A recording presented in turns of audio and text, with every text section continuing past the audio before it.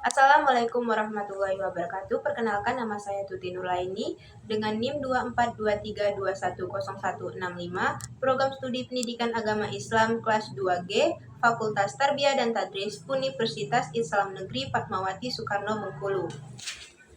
Jadi di video ini saya akan memenuhi tugas mata kuliah Al-Quran dan Hadis dengan dosen pengampu Ibu Asmara Yumarni. Baiklah, langsung saja ke pertanyaan yang pertama.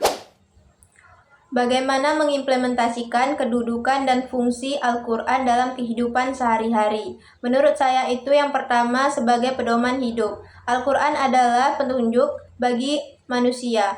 Dalam surat Al-Baqarah ayat 2, ini berarti setiap keputusan yang kita ambil sebaiknya berdasarkan ajaran Al-Quran. Contohnya dalam berbisnis, kita harus berperilaku jujur, tidak menipu, dan menghindari riba.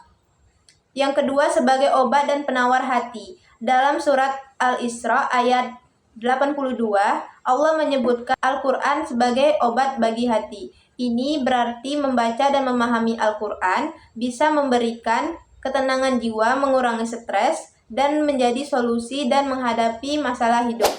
Pertanyaan yang kedua, apa pembelajaran yang bisa kita ambil dari sejarah Al-Quran, mulai dari proses pewahyuan dan penghimpunan Al-Quran? Sejarah yang bisa saya ambil yaitu yang pertama, kesabaran dalam menghadapi proses belajar. Pembelajarannya yaitu Al-Quran tidak diturunkan sekaligus, tetapi secara bertahap selama 23 tahun. Ini menunjukkan bahwa belajar itu butuh proses dan kesabaran. Seperti halnya Al-Quran yang diturunkan secara bertahap untuk memudahkan pemahaman dan penerapan.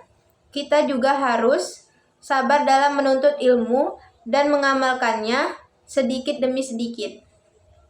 Yang kedua, pentingnya kolaborasi gotong royong. Pembelajarannya yaitu penghimpunan Al-Quran dilakukan dengan kerjasama antara para sahabat, terutama di zaman Abu Bakar dan Utsman bin Affan.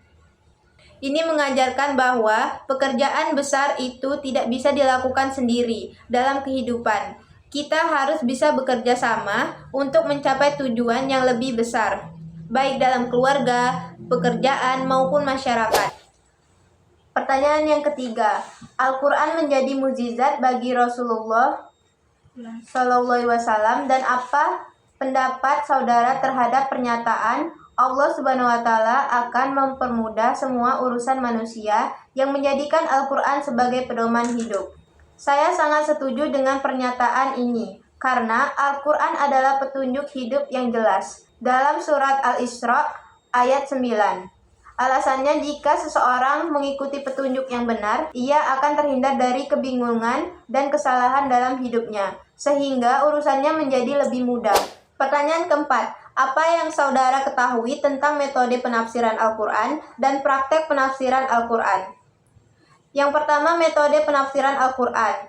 Yang saya ketahui itu metode tafsir bil ra'yi atau tafsir berdasarkan akal dan ijtihad. Menafsirkan Al-Quran dengan menggunakan akal, logika, dan ilmu pengetahuan selama tidak bertentangan dengan dalil syar'i. Contohnya Al-Quran surat An-Nahl ayat 68-69 tentang lebah dan madu, yang dikaitkan dengan penelitian modern tentang manfaat madu bagi kesehatan. Metode ini penting karena memungkinkan Islam tetap relevan dengan perkembangan zaman dan ilmu pengetahuan.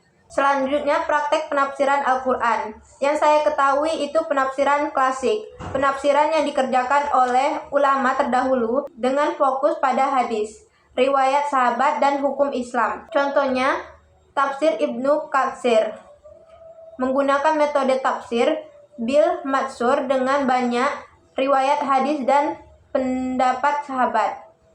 Tafsir klasik berperan penting dalam menjaga keahlian ajaran Islam dan menjadi dasar bagi tafsir-tafsir berikutnya. Mungkin hanya itu saja yang dapat saya sampaikan. Wassalamualaikum warahmatullahi wabarakatuh.